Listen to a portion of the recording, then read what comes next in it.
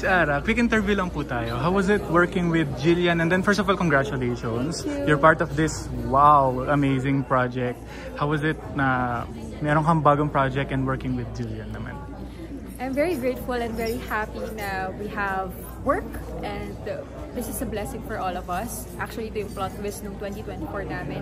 We're able to start another show and working with Jillian, I've worked with her in Special Tatay, My Special Tatay, and baby pa siya noon. Yes. Siguro, I think it was more than 5 years ago? So, parang. Something like that. And bago ibang-iba. Parang talagang nag-mature na siya and mas nag-bloom pa siya ngayon. So I really appreciate na she's, like Michael said, she's very kind-hearted and she cares for all her co-workers and she's just very down-to-earth and sweet.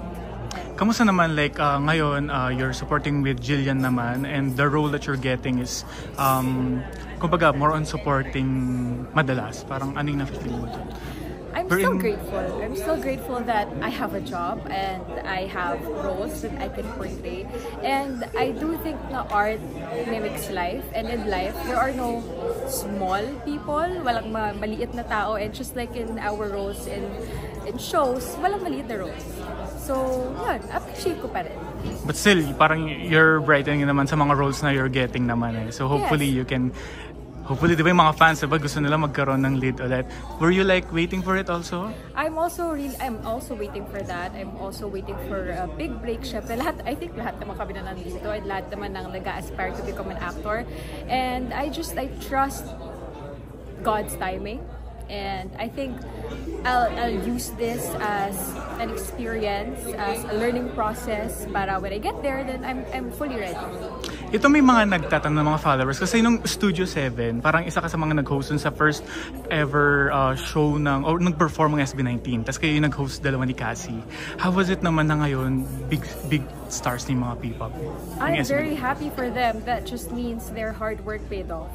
And I think they are a huge inspiration to other artists and other people na kapag nandyan ka, kapag pinagpupursigihan mo yung ginagawa mo, may mararating ka. And hindi dapat na mawala ng pag-asa or mawala ng tiwala sa sarili because it will come. Encantadia is coming up right now, Sangre, di ba? Tapos you portrayed noong 2016. Yes, Yes, parang kamusta yung parang ngayon pagbabalik naman ng Sangre and were you still part of it if ever? The last Encantadia, my character died. So I'm hoping sana may comeback. It's not possible. I mean, it's not impossible naman na or a new character. Na may character na bumalik or mabuhay, di ba? So I'm hoping na she will resurrect. But yeah, I'm very happy for them and congratulations to the Sangre team. Any dream role pa na gusto mong ma-portray? Dream role? I want something na medyo mas psychological. Alam mo yung parang mas mag-iisip yung mga tao kung ano ba pinagdadaanan nitong taong to. Mas malalim, mas makatao. Laro. At sino pa yung gusto mong makatrabaho? Like 3 Kapuso stars? 3 Kapuso stars? Ang dami. Teka lang, paano ko ba? Siguro si Kuya Dennis. Kakapanood ko lang ng Green Bones. And grabe, sobrang ganda. As in, walang mintis. Ang ganda talaga. And ang galing niya. Who else? I guess si Ate Jen. Ate Jen kasi nakakatuwa siya sa mga rom-com niya.